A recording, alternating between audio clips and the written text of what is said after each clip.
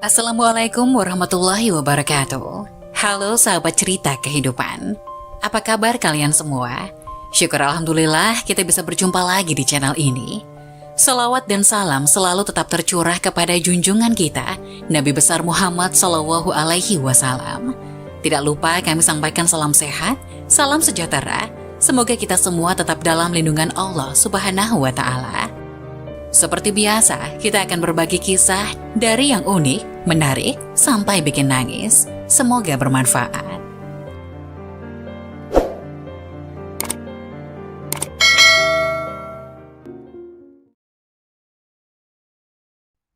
Inilah 5 cara menghapus dosa zina sebelum menikah. Selain sholat taubat, ternyata bisa dengan amalan ringan. Zina merupakan perbuatan di mana laki-laki dan perempuan melakukan hubungan intim layaknya seperti pasangan suami istri. Perbuatan zina adalah salah satu perbuatan yang dilarang oleh Allah Subhanahu wa Ta'ala. Bahkan haram hukumnya untuk mendekati perbuatan zina tersebut.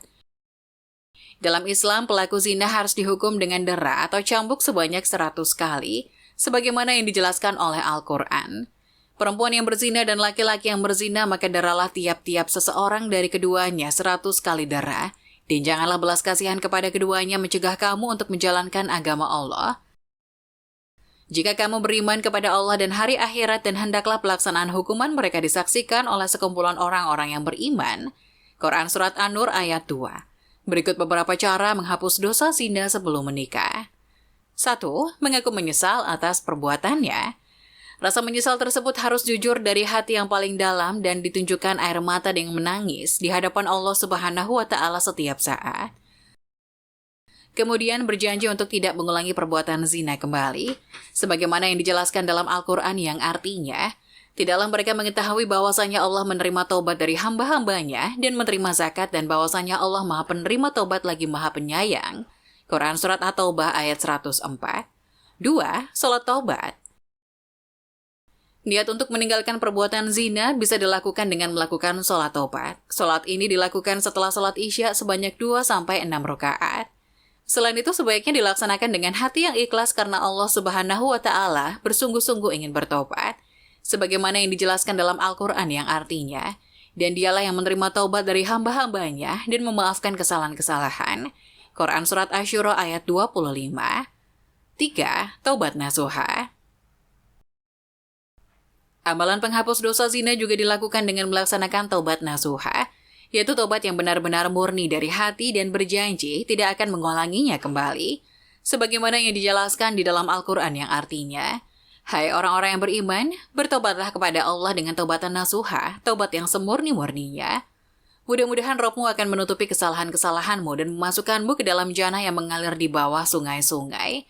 Pada hari ketika Allah tidak menghinakan Nabi dan orang-orang mukmin yang bersama dia, sedang cahaya mereka memancar di hadapan dan di sebelah kanan mereka, sambil mereka mengatakan, Ya Rabb kami, sempurnakanlah bagi kami cahaya kami dan ampunilah kami. Sesungguhnya Engkau Maha Kuasa atas segala sesuatu. Quran Surat At-Tahrim ayat 8. 4. Memperbanyak mengingat Allah dengan zikir.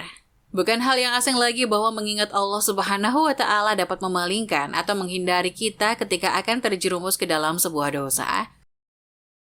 Sebagaimana yang dijelaskan di dalam Al-Quran yang artinya, dan juga orang-orang yang apabila mengerjakan perbuatan keji atau menganiaya diri sendiri, mereka ingat akan Allah, lalu memohon ampun terhadap dosa-dosa mereka, dan siapa lagi yang dapat mengampuni dosa selain daripada Allah, dan mereka tidak meneruskan perbuatan kejinya itu sedang mereka mengetahui. 5. Memperbanyak istighfar.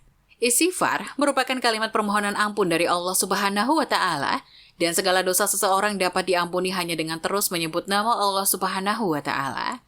Sebagaimana yang dijelaskan dalam sebuah hadis yang artinya, siapa yang membaca Astaghfirullah la ilaha illa huwal hayyul qayyum wa atubu ilaih, maka akan diampuni dosanya walaupun ia pernah lari dari medan perang.